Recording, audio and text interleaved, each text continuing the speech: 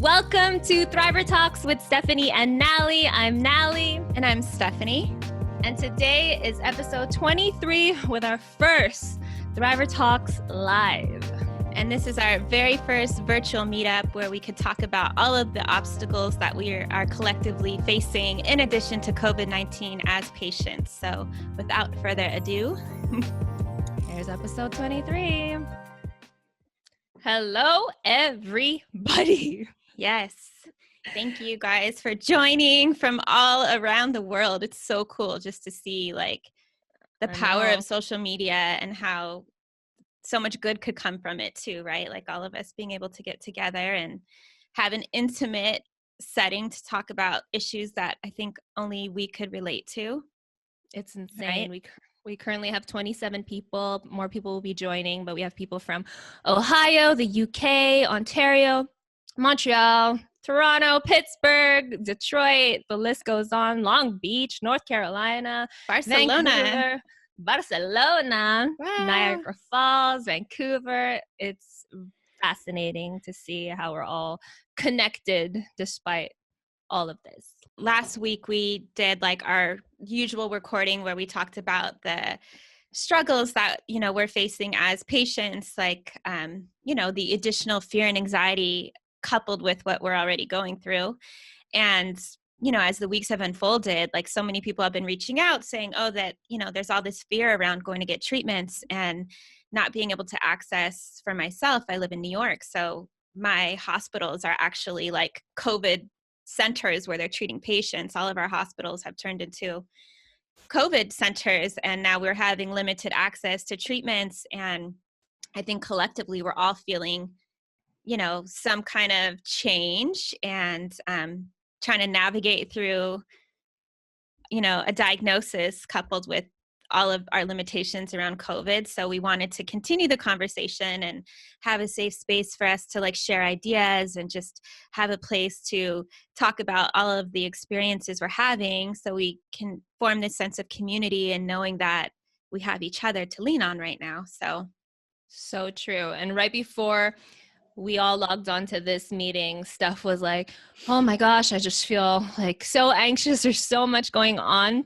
And I'm like, girl, let it out on today's Thriver Talks Live, because that's what we want this to be for. We want to be able to, sometimes, there's nobody who gets you more than people who are in your shoes and who are going through it themselves. So I feel like we wanted to take this episode not only to vent and let it out, but also to spread awareness. Hopefully this episode reaches out to the world so that they know that us cancer thrivers are highly affected and impacted by this global pandemic. It's not just the elderly, and our treatments are being put on pause. So the more we speak up, hopefully the more solutions there will be, no matter where we are. Right. So Steph, do you want to start with your story? I feel like everybody's like, what happened to you? Well, I think we're all going through our own story, but my personal story is, so like I said, my hospital is in Manhattan, like in the epicenter of all of this stuff. So my oncologist is not working.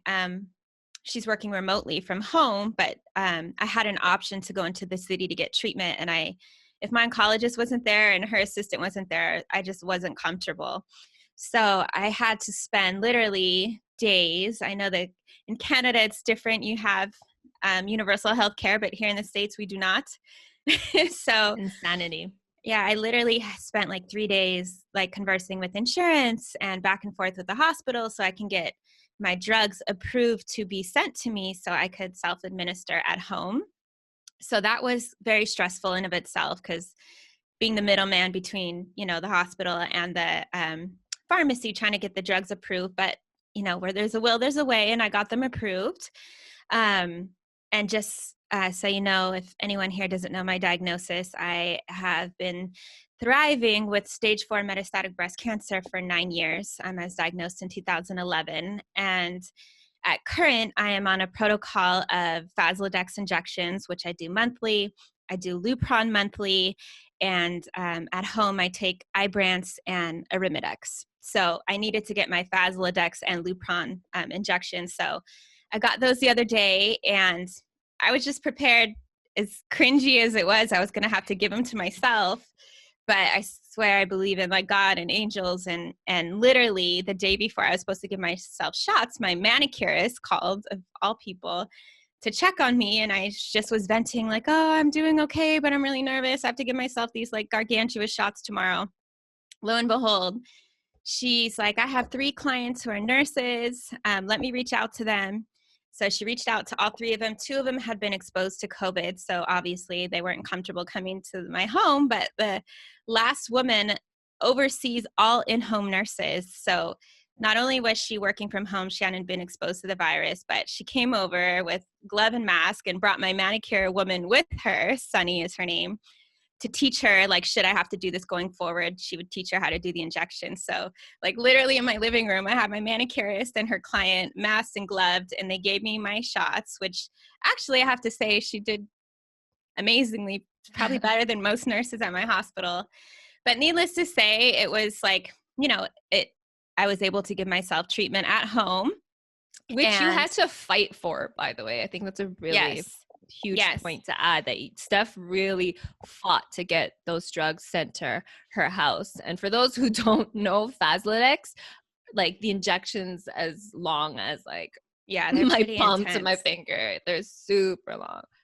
But all to say, like, and I shared it on Instagram, but if you are in a situation where you're not comfortable going to your hospital to get injections, I don't know, we probably all have different treatments. Some are intravenous, but if that is a possible solution, to look into it, because with a little bit of persistence and stubbornness, I was able to do that. And a lot of people have reached out on Instagram saying, oh my gosh, I didn't know, now I have my shots being delivered to me. So just a little insight and some knowledge, and I'm sure you guys have experiences and knowledge to share with us as well.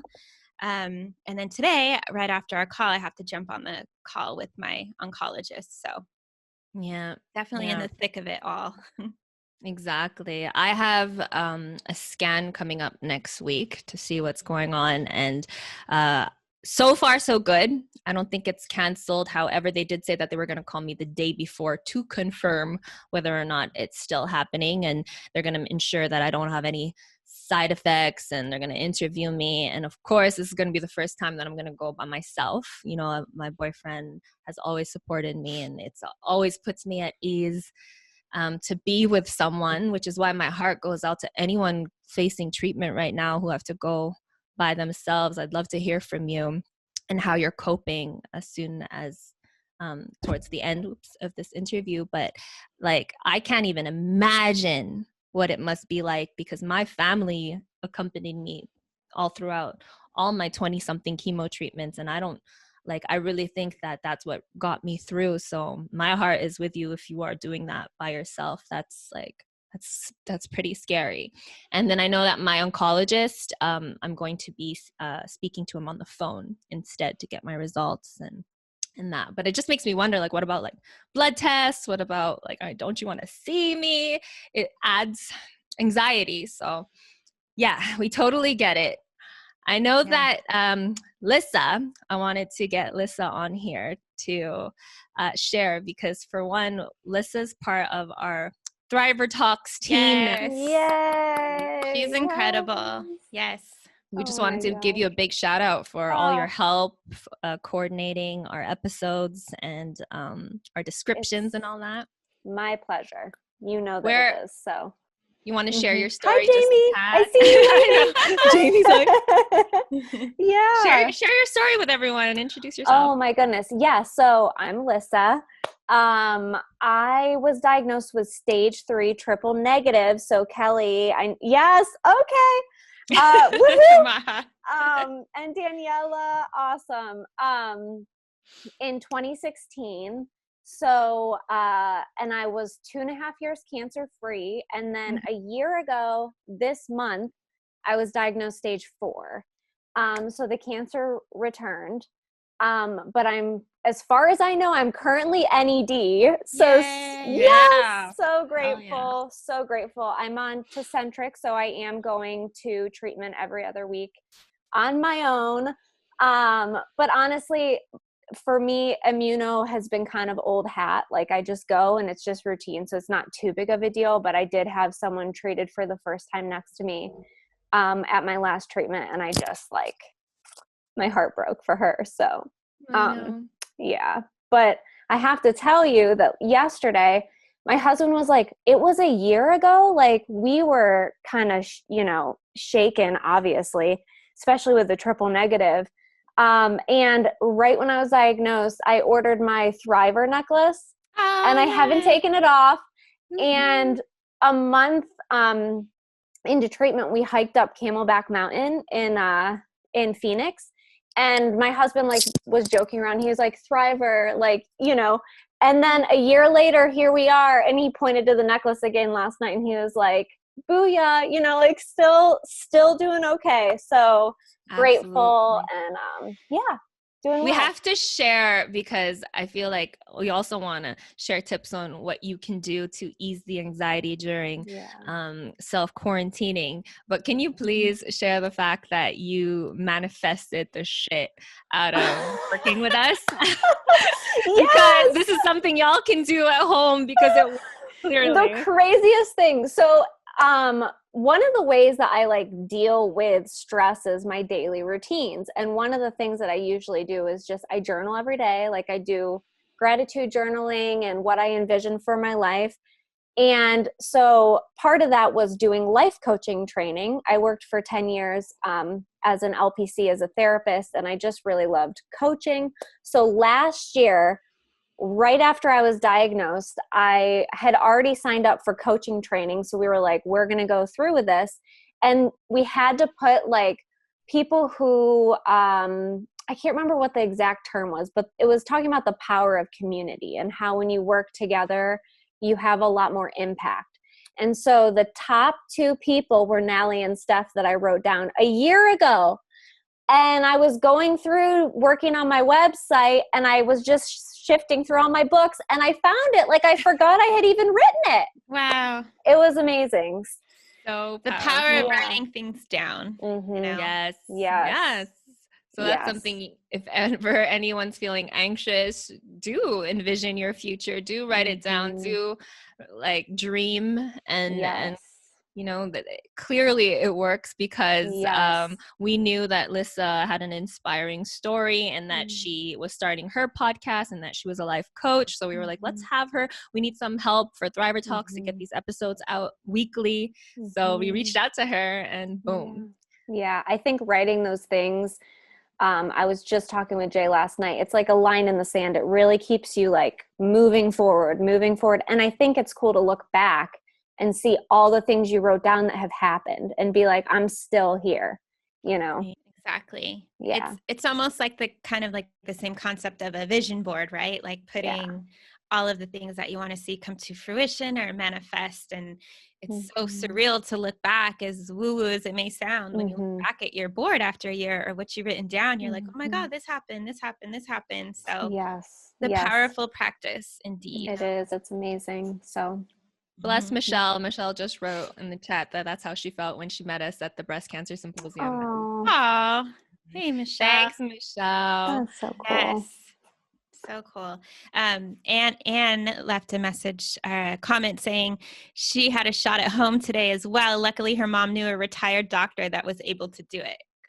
God bless. That's what a blessing, right? Like, crazy. Yes. So we got two people from London who just joined us. We have Gail and John. Hello. Where's Gail? Gail's here in the blue shirt. Hey, Gail. Does anyone want to share their experiences, just anything that they want to share about their cancer care or any crazy stories, any venting? Do let us know and we'll open the mic out to you. If not, I'm putting someone on the spot. The power of hosting a Zoom. Here, Maha's laughing. Hey, Maha. Hi. So, how's Toronto? Empty.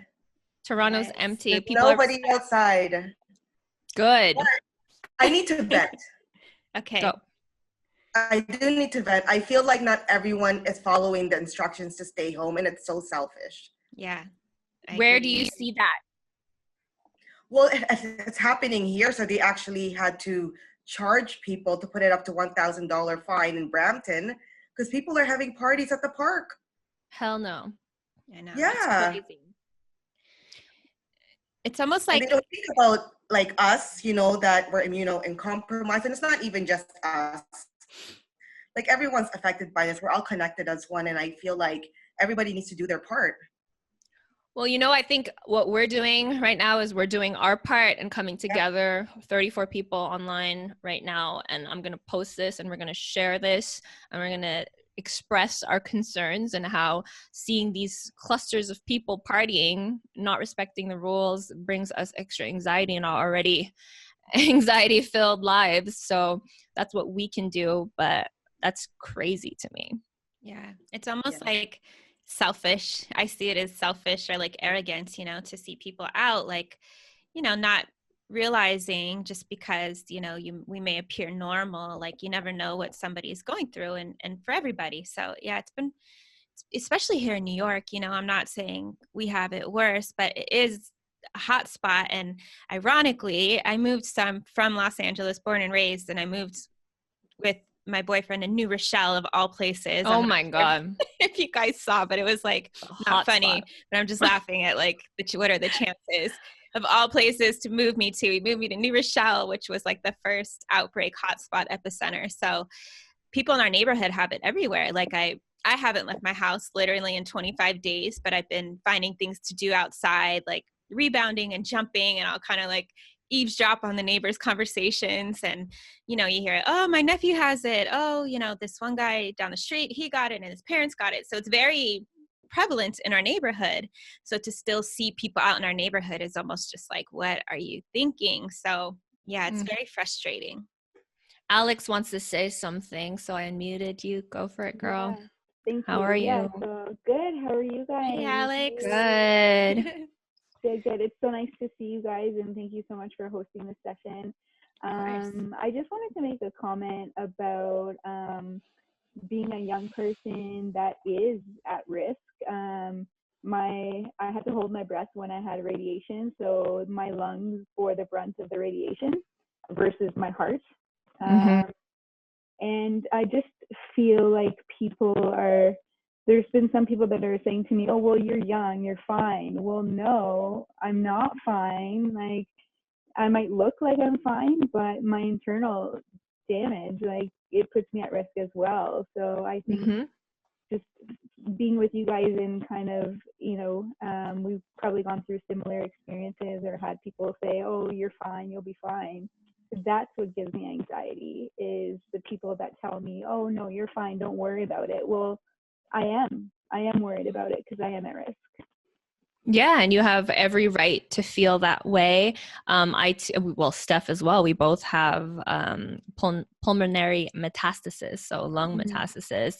I too had radiation on the chest as well, so I totally get it. And a lot of people don't know that, which is why I feel like that's what we're here for, to spread that awareness.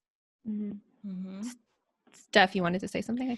No, I was going to say, yeah, I think we can, like you said, I had lung mets. And so it's, at one time in my journey, I had 2 collapsed lungs where I literally couldn't breathe. And I'm watching the news, it's some of the same procedures that I went through that the COVID patients are going through. So it's been a real trigger for me. I used to have to get thoracentesis, where they drain the fluid from your lungs. So it's been like a really a huge trigger in the sense that this virus attacks the lungs. So I've been very, very cautious. Like, I won't even leave luckily we have a very generous space in the house. So that works out. Like, I have this whole upstairs is the basement. I've kind of converted to my own apartment. And we have a yard where I could still get out and get some fresh air. But I'm afraid to even leave the property because of my lungs being such a sensitive issue. It is a big trigger psychologically as well. Yes, physically we have that, but then even just the cough here, and then hearing the side effects on the news and hearing what people go through, the shortness of breath, like that's what brought me to find out that I did have stage 4 and a lung metastasis, was the shortness of breath. So even psychologically, you have every right to feel that anxiety. It's normal because it brings, not only does it bring fear about the future, but it brings up past memories. Definitely. But I do want to say that, I mean, I know everyone's saying you're going to be fine and they brush it off, but I think it's important that we also believe that all of us here are going to be fine, but it's a better reason to take more care and be paranoid if we have to, and stay inside and wear a mask and wear a freaking suit if we need to, and not feel ashamed to do so, because we have that right. Mm-hmm. Jen, I know Jennifer Michael, I saw on Instagram that she had treatment last week and was like looking for like a hazmat suit to go to treatment. Can you unmute her, Nalie? Jennifer Michael. Where, dude, go like this. Wave. Jennifer. Where's Jennifer? Oh, there she is. And then I know Kim has her hand up. We'll get to Kim after. But yeah, Jennifer, did you find your suit? I did, but it wouldn't have been delivered on time. So what I did was I literally wore 2 layers of clothing. Oh, Smart. yes. Put my hair up in a bun. I wore a hood. Yes. I put a bandana, a mask. I put my glasses, which I never even wear. And I went to treatment that way. And it's important. You live in New York. I do. I live in New York City. Thank God the cancer center is its own building. So my hospital is in Queens, which is the hardest hit borough. But the cancer center is literally across the street, which is Long Island, but it doesn't make a difference. But it's still its own entity, thank God. So, I walked in, you couldn't walk past the front door without getting your temperature taken. And, you walk in, you go there so often. The receptionist was like, "Hi, Jen," just checked me, and I didn't even have to go up to her. But there was only me and another girl in the waiting room. Wow. And it was very eerie. Yeah.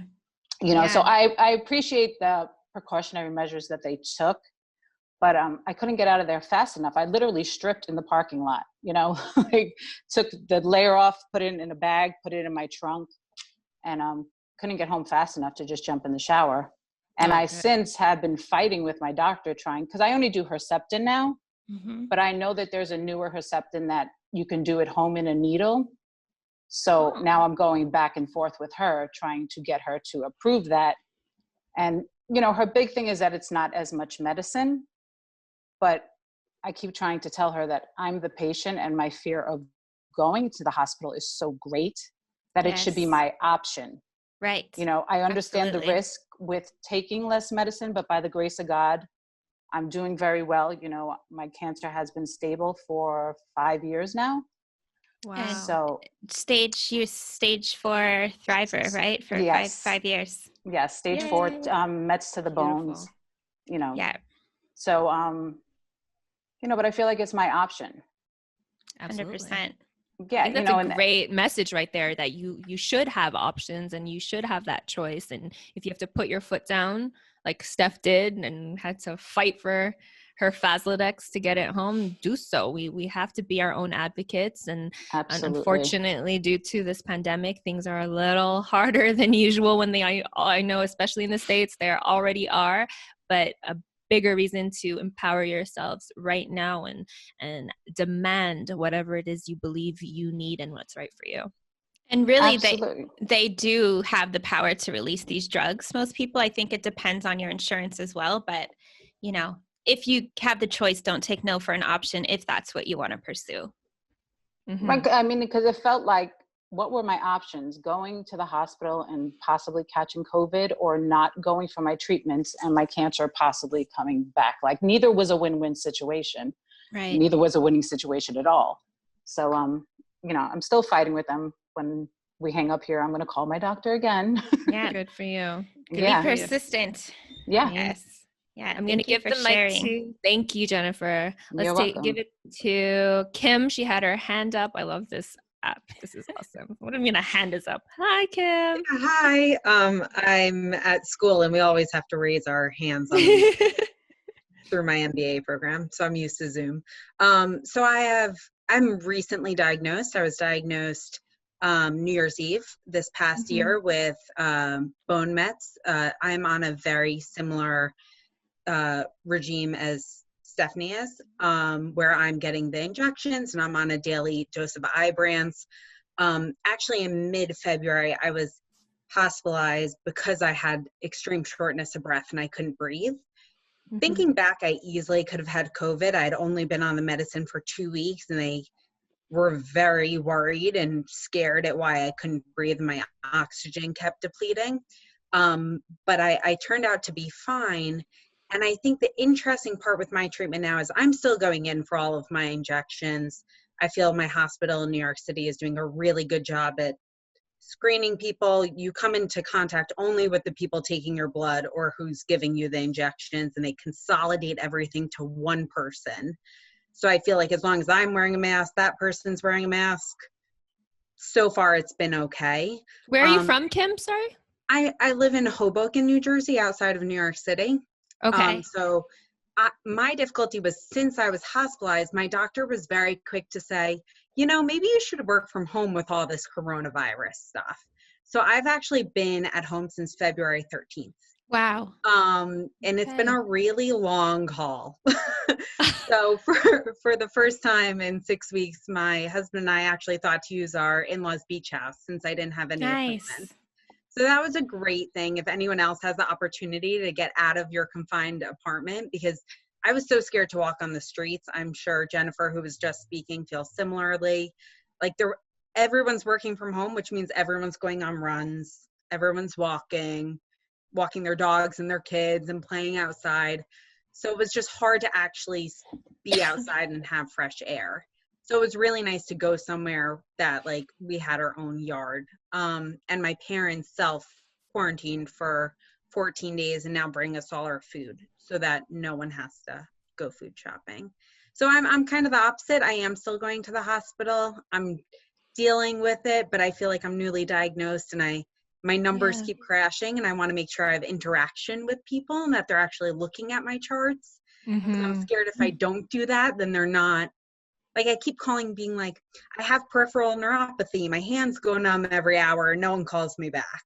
So it's kind of interesting trying to make sure that they're still noticing you when you're not there. That's such a good point. It's like, you feel almost forgotten, right? Because of what's happening, because of all the COVID patients. It's like, okay, but like, are you not looking at my results? Is everything okay? I feel you for that one.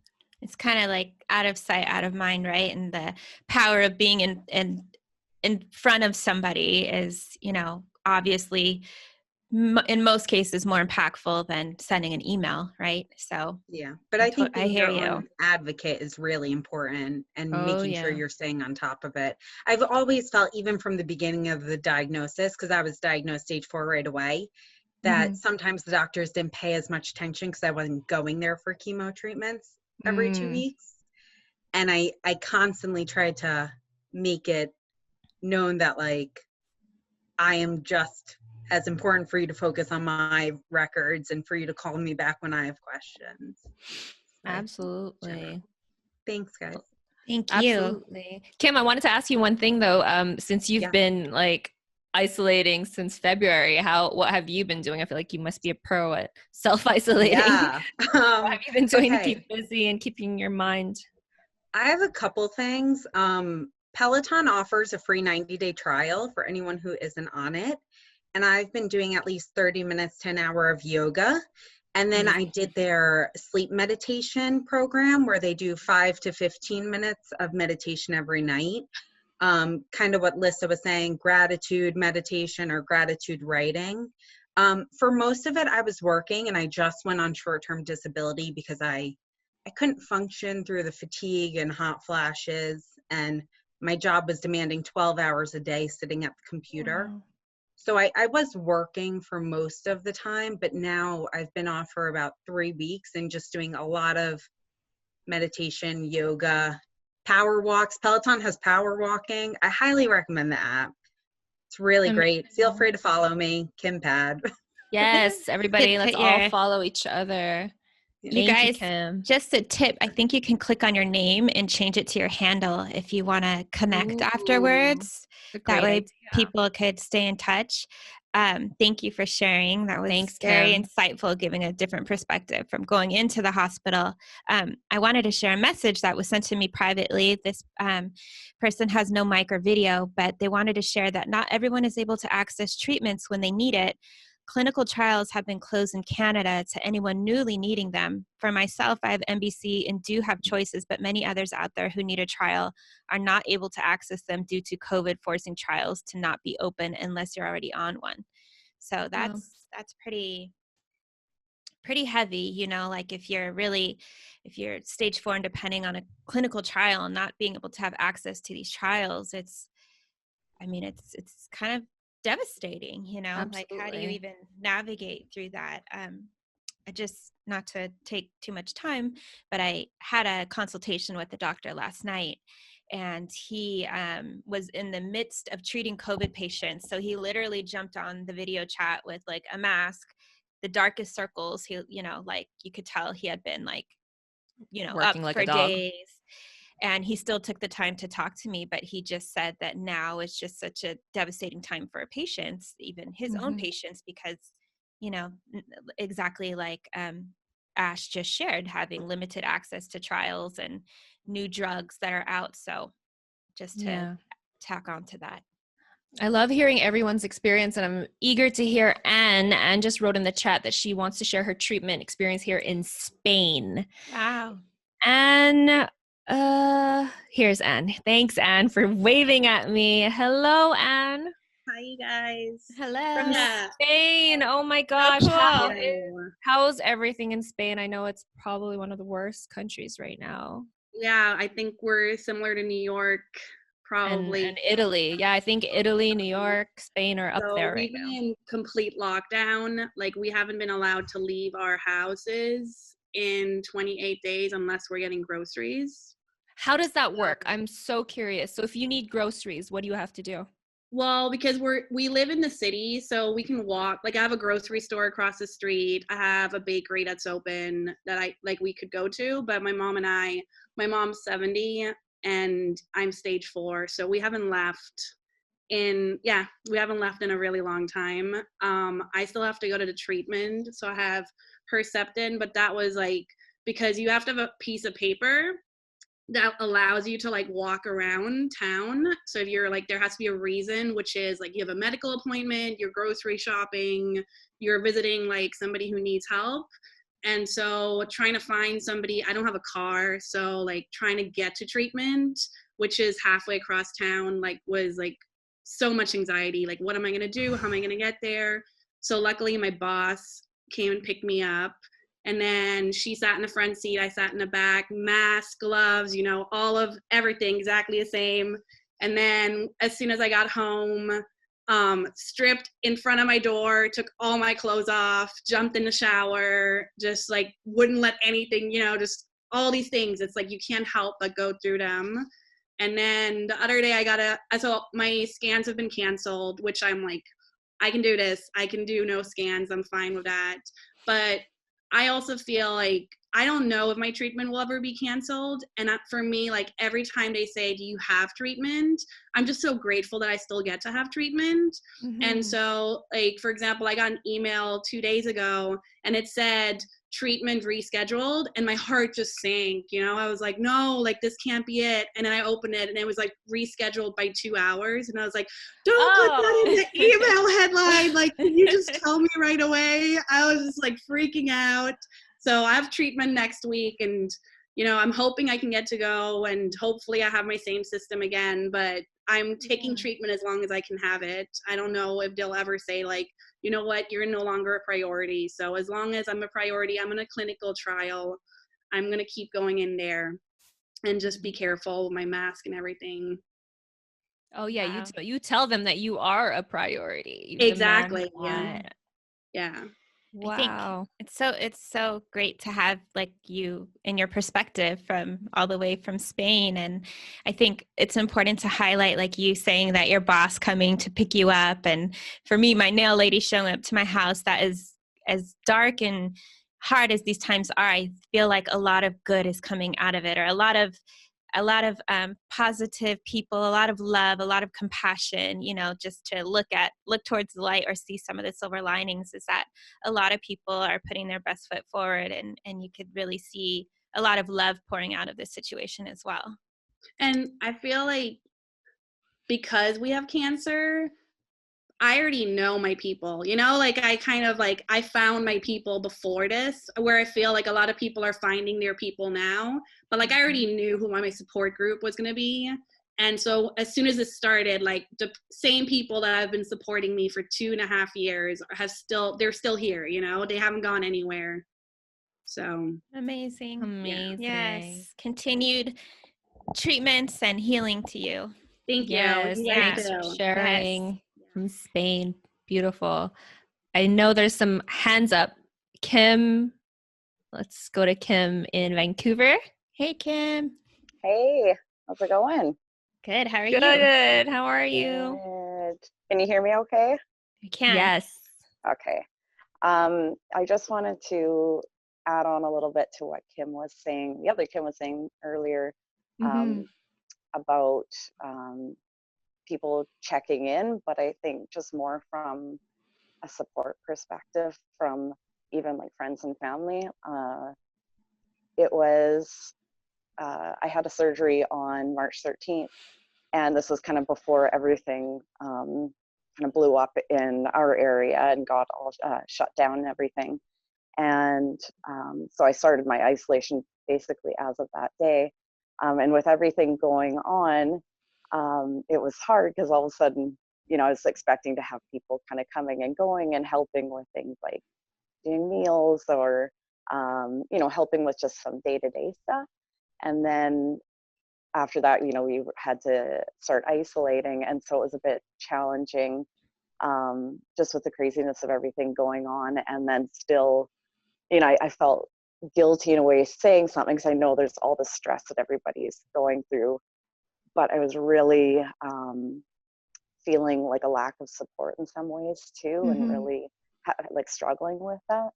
And so I've been really thankful for a lot of these meetups like this to still keep me connected with a lot of people, because you know, a lot of times you kind of forget what people are going through in addition to COVID-19 happening, you know, their own struggles, whether they're going through treatment or, you know, recovering from surgery, whatever.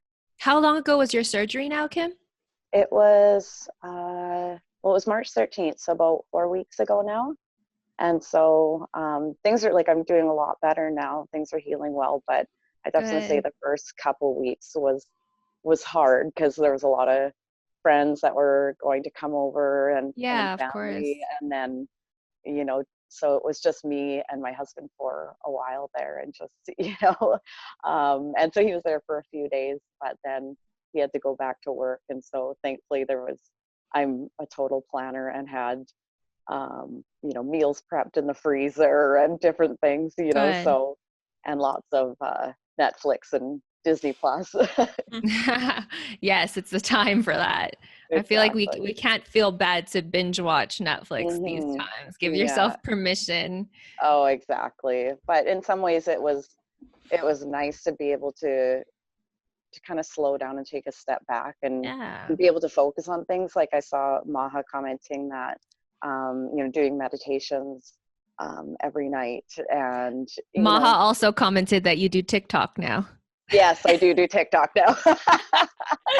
So you gotta follow Kim on TikTok for her cheerful dances that will crack you up. I know. I love my dance parties, so that's definitely getting me there through. You go. That's the number one tip I have for all of y'all. Throw your own dance parties. It works. It's true.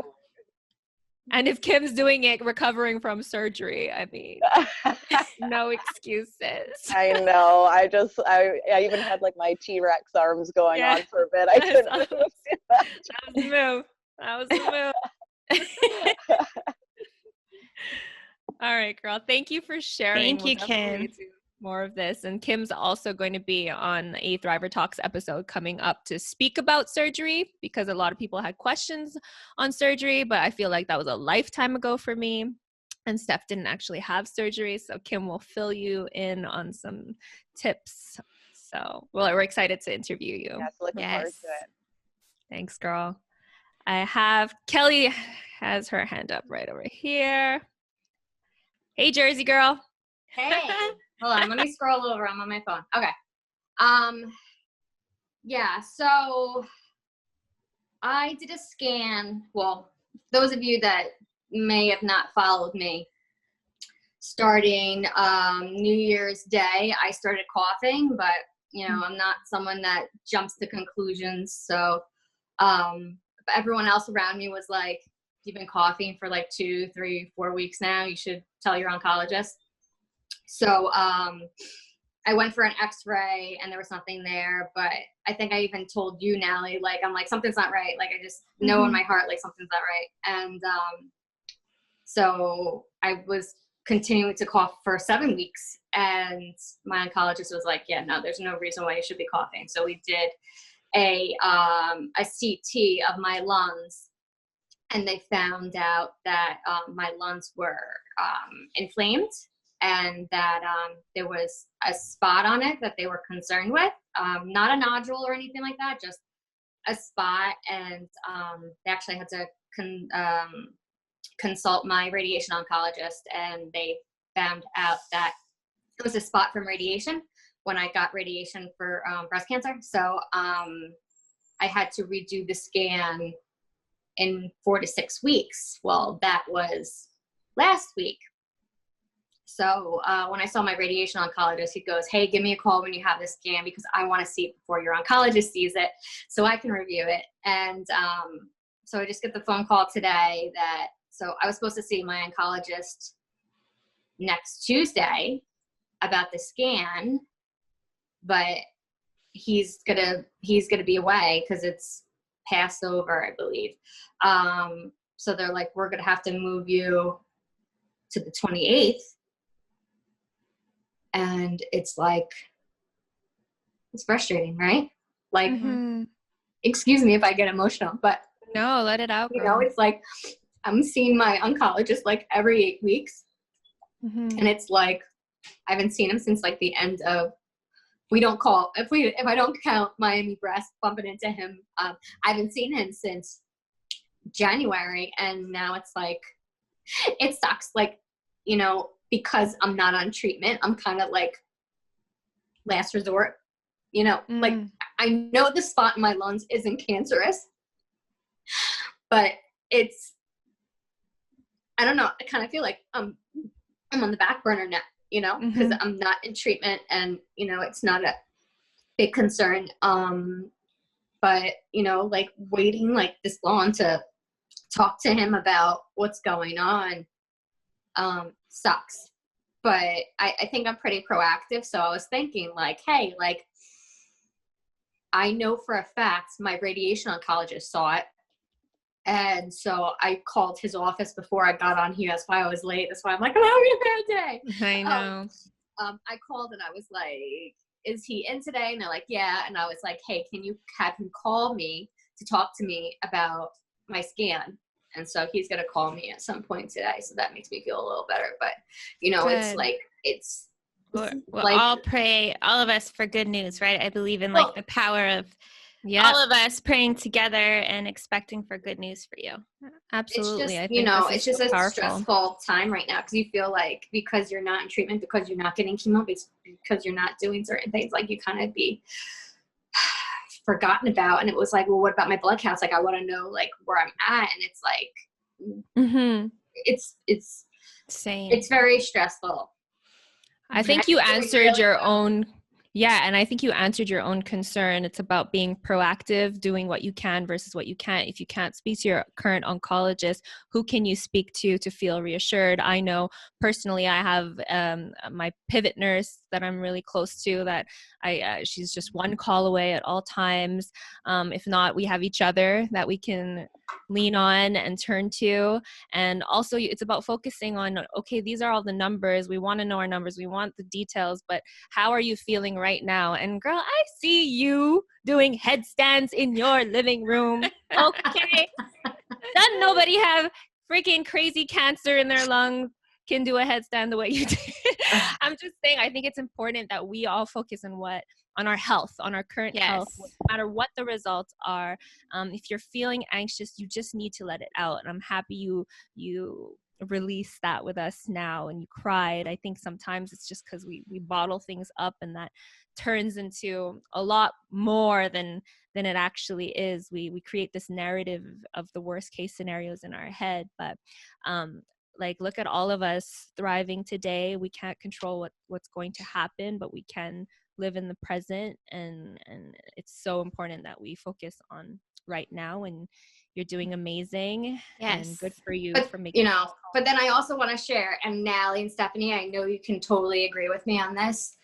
Sometimes the negatives about coming on social media and being so open with so many people, you get strange DMs. And I wrote it in the chat, like, I got a DM from someone, and I know they didn't mean it hurtful, but sometimes things do come off hurtful. Like, I got a message that was like, hey, you were coughing for like 7 weeks. Do you think you had coronavirus? And I'm like, that's crazy offensive to say to someone, because you know what? Yeah, I did think about that. I was like, oh my God. But people are always going to be like, people are people, no matter what community you're in. They're in fear. When they live in fear, they'll project that fear. So it's about really focusing on. But that could get into somebody's head, like, oh my God, did I, maybe I did have this disease, And it's just, I think so often, like, I don't know, maybe we just need to all slow down a little bit and maybe think about what we say before we say it to somebody, because, we're all human, no matter, like, that's every day.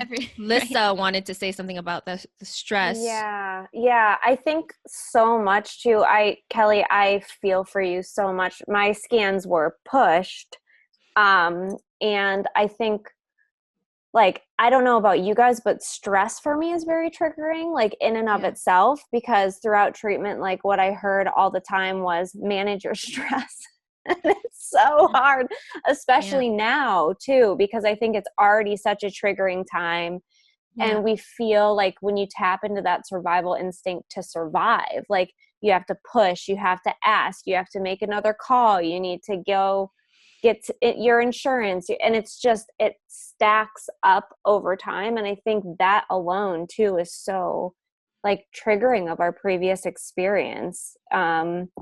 And so sometimes, like, when I'm in a lot of transition and stress, and I have to just slow myself down, like, stop the input. But I feel for you, like, with DMs and things people say, like, for me, it's not really DMs, but it's just like day-to-day life. Like, we are in, even with social distancing, I feel like there's so many people that we have, like, coming in and out of our lives and calling and texting. And sometimes I just literally leave my phone upstairs for, like, hours. Yes. And I'm just boundaries. Boundaries.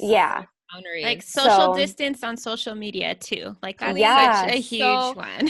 Guys, I've been turning off my I put the app limit to, like, 0 when it's a Sunday. I just disconnect because it's so important. There's just too much noise right now. It's always coronavirus this, coronavirus that, and then a lot of loss right now, unfortunately. Like, my social media is flooded with, unfortunately, people who have been passing away, like elderlies, grandparents, all this. So sometimes it's important to just shut everything off, and to set boundaries. Like, I feel like we talk about thriving, but a big part of thriving is understanding when it's too much and to stop pushing yourself. And sometimes thriving literally means just being on your couch and napping.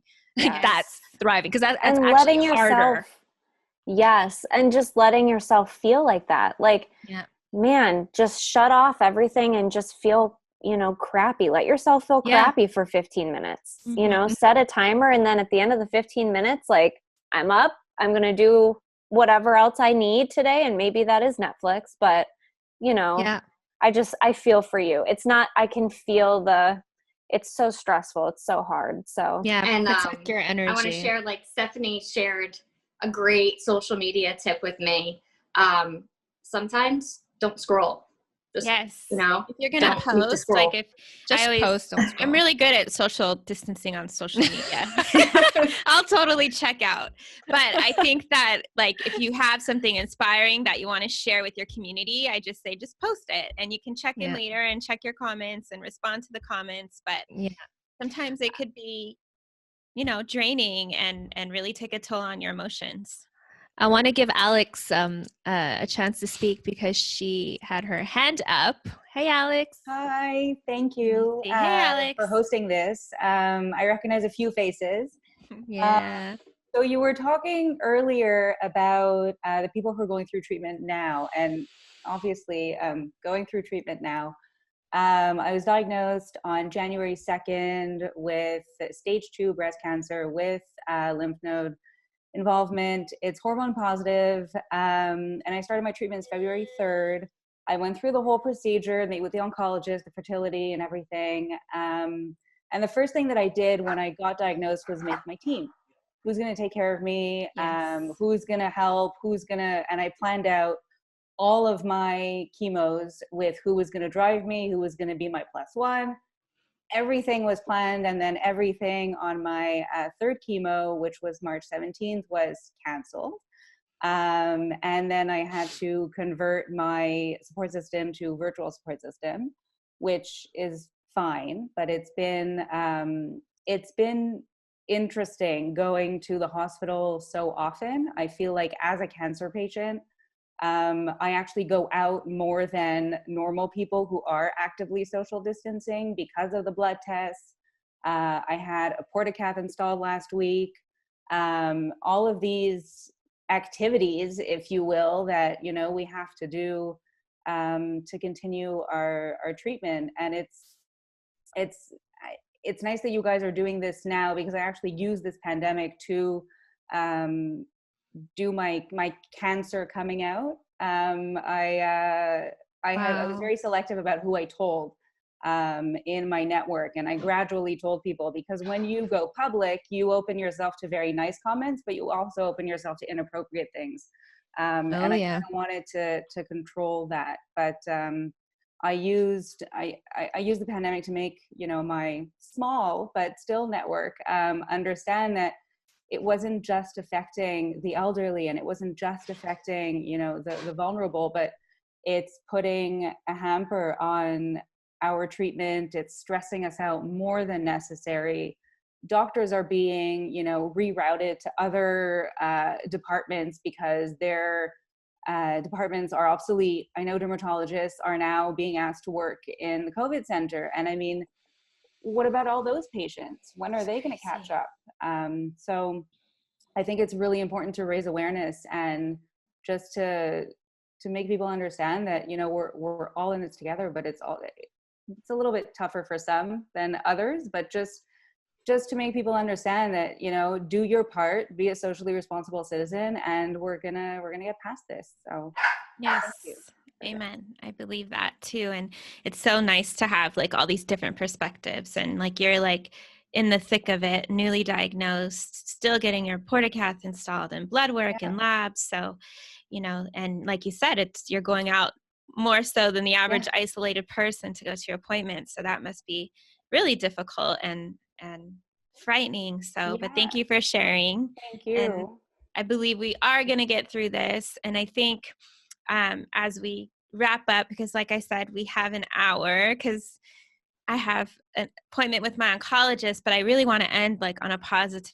note, because I do believe that in any situation, there's always something to be grateful for. There's always light seeping in through the darkness somehow. So I think as a community, our job is to keep each other uplifted and inspire one another. So maybe we could just share some things that we're doing to keep our spirits high right now, or recommendations that we can share with one another. And Nalie and I were discussing, if today went really well, we'd love to do this again, perhaps, especially while this pandemic is going on, because it just seems like the only relevant thing to talk about right now. I'm like, so perhaps we could do this again next week, but maybe we could end. How do you want to navigate that, Nalie? Like maybe everyone could just share something, or not everyone has to share, or give some tips. 1 p.m. now. How long do you have? 5 to 7 minutes. Okay. What if we go around and everyone says one thing that they're doing to stay sane? You guys down? Okay. No choice. Do it for do it for YouTube. No, I'm joking. And even All the right. people who don't have pictures, like you don't have to show yourself. No. You can just say something or type it. Yeah, anything. Okay, I'm going in order. I think, well, Lissa, one thing you're doing. Yeah. Oh, I think you already know the answer. Leaning hard into my routines. I have a morning, afternoon, and evening routine, and no matter what happens during the day, I stick to those. And a big part of that's moving my body every day. Amen. Alex. Yes, I think there's one out. Myself to have fresh air for at least just 5 minutes, and you know what? Then Yes. 5 minutes turns into a half an hour walk with my dog. So I love that. Yes. Aisha. I just recently started getting into yoga, and Awesome. I've never set that kind of time aside to do that. So it's been really Mhm. great. Yes, yoga's awesome. Amazing. Vanessa. Hi, everybody. I was just going to say yoga as well. I kind of gave it up for a bit, but having a lot more extra time now has given me the opportunity to get back into it and just to breathe, and I love it. So Perfect time to do the things that we never had time to do, right? Yes. Monica. Oh, me is just connecting with people I haven't connected with in a long time, and just getting on FaceTime with someone I haven't seen in months. So spending time to just like rebuild those relationships again, just virtually. It's beautiful. Yes. Amanda. I'm just using time that to do things that I've been putting off. Like I learned how to tune my guitar for the first time in 20 years. So cool. Oh, wow. I have been getting into meditation, which is something I've been wanting to do, but just haven't had the time to do it. So now I just do it every single day, and it's helped so much. Amazing. Awesome. Jennifer. I've just been working out, meditating, and dance parties. A lot of dance parties. Yeah, I love it. We should have a dance party, a Thriver dance party. We should. Maybe Scram will DJ. Should. Yeah, Scram and V will DJ. Jamie will give us some like Zumba moves. Yes. Yeah, we're set. Allison. Oops, hold on. Wait. I can't unmute you. No. You know what? Oh, there we go. There. Okay. Can you hear me? Yes. All right. So I as well, same with yoga. I'm not a yoga person, but I'm getting up every morning and doing, even if it's just 10 minutes of yoga. Nice. Amazing. Yoga is great, guys. I highly recommend it. Alex, what have you been doing? I think you muted yourself, though. Alex, you muted yourself. You have to unmute yourself. Sorry. There you go.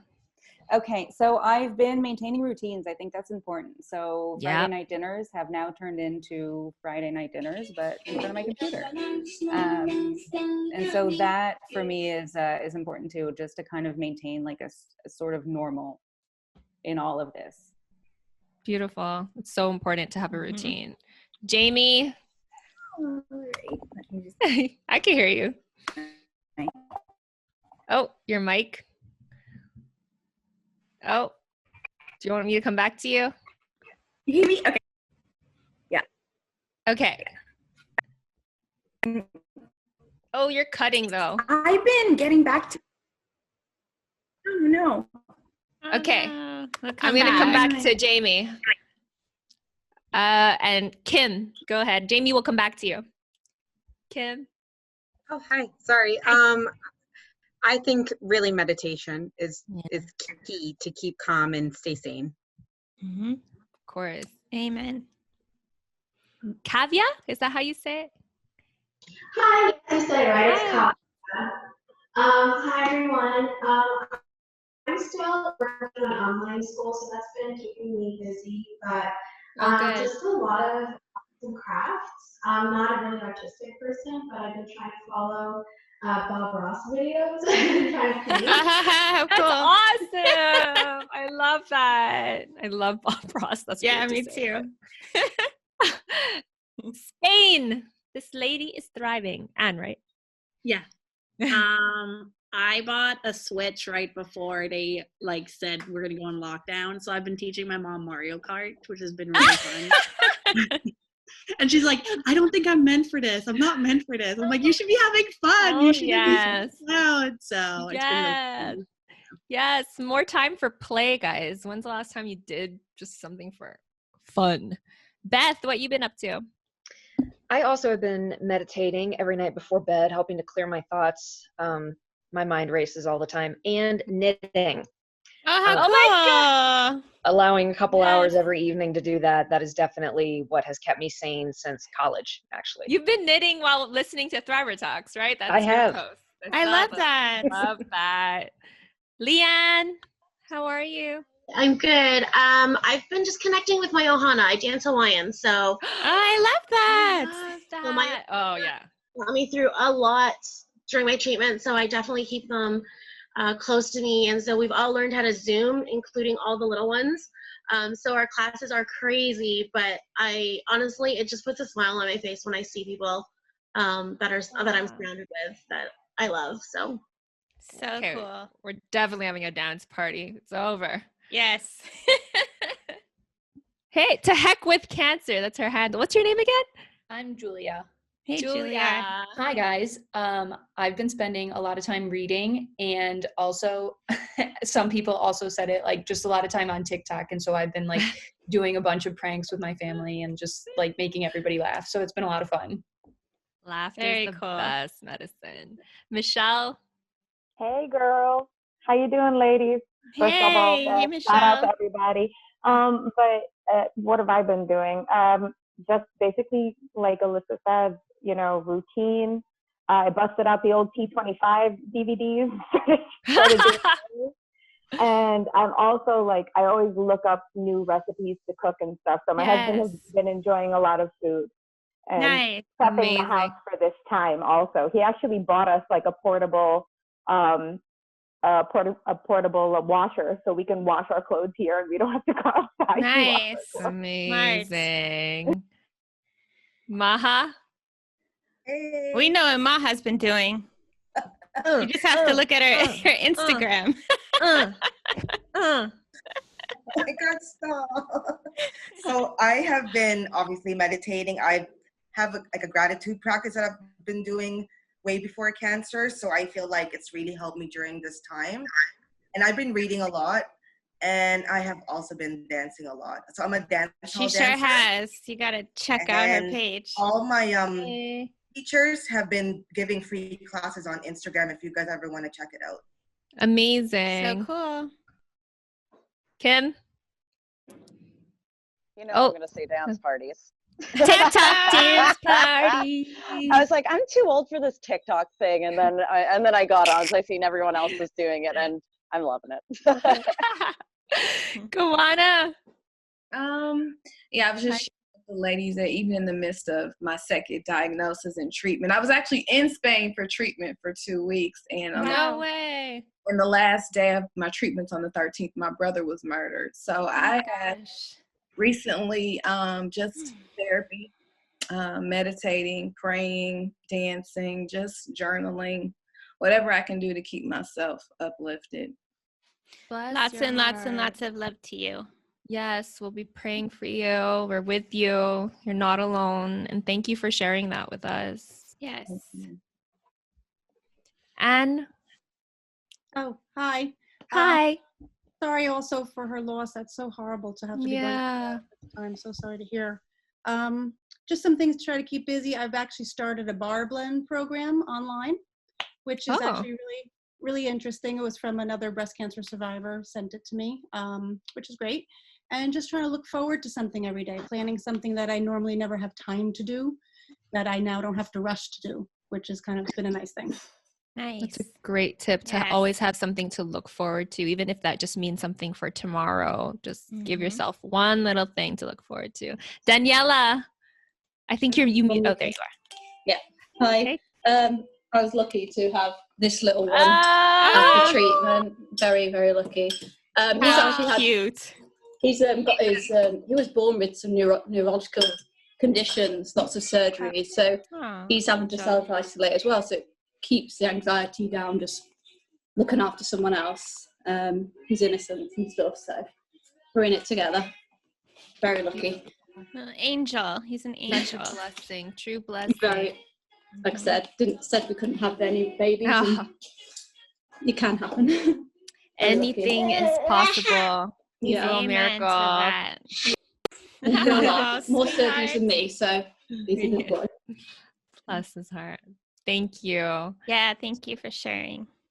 Jen? Oh, me. I'm unmuted. That's me. Yay, Jen. I'm not used to someone else being on here called Jennifer as well. Yeah, no, I've just been meditating, and to be honest, I've been quite anxious. So my cousin sent me a whole load of affirmations. I recorded them in my voice notes and listened to that every day, and cooking, and amazing. Speaking to friends, and so important. Love you, Jen. Love you, Jen. Susan? Hi, there. Susan. I've been doing online trivia twice a week, which is been great connecting. And, wine. Why not? Yes. There's a time. It's now. Look at cheers, Jen. Jen. Cheers, of Jen. course. Here, Jen on all the always had that wine. I love it. Hi, Lorraine. Hi. What are you doing to keep your mind active and at peace during quarantine? Walking. Good. Nice. Walking can be so meditative, right? It's almost like another form of meditation. Yeah, well, I have to because I had blood clots, and I had just stopped blood thinners this month. So I'm making sure I keep up with walking. Good for you. Good for you. Yes. Kelly? Okay. What have you been? Well, I have been doing my HIIT workouts. Good for you. Also organizing my house because yes, I'm a Marie Kondo aficionado. TikTok and watching Tiger King along with everybody else on Netflix. Oh my gosh. I can't. I mean, that's Gonna a whole have other. Yeah, that's a whole other meeting. Renee. Hi, love. Hi, everyone. Hi, Renee. Been keeping busy with my kids because there's virtual remote learning. Good. So here, guys, can you say hi? Hi. Aw. So we've been doing that and drinking coffee, watching Netflix, and I also learned how to play Mario Kart. So that's been awesome. Nice. That's amazing. Yeah. And drinking coffee because that makes me happy on my balcony with the sun. That's it. We got to do Nice. what makes us happy. Mega from India. Hi, so I haven't had much free time because my work's keeping me pretty busy. I'm a lawyer, but whenever I do have some free time, it's been crazy. Work from home has been more hectic than working actually. But whenever I do get some free time, I've been doing yoga and meditation, so that's helping. Good. Nice. Beautiful. I think there's one more. Camille. Hi. Hi, girls. Hi. Camille. Hi, girls. I had to go to settings to fix the video and disconnect it. I agree. Work from home has been more stressful than regular work. So that was surprising to me, but getting that under control. And I would say healthy cooking, because it's always been a thing, obviously, that, gotta cook healthy food, but sometimes look at it as a chore when I get home from work. And now I treat it like it's a hobby, like it's an at-home hobby. And now I'm like, pull out the recipes I never get to try. So that's been fun. Amazing. Healing too. Well, before we sign out, can everyone just put their hands on their heart? We're going to do 3 affirmations just to close this off on a good note. If you could just repeat after me. I am healthy. I am healthy. I am healed. I am healed. I am safe. I am safe. I am protected. I am protected. I am love. I am love. And I am thriving. I am thriving. There we go, girls. Amen.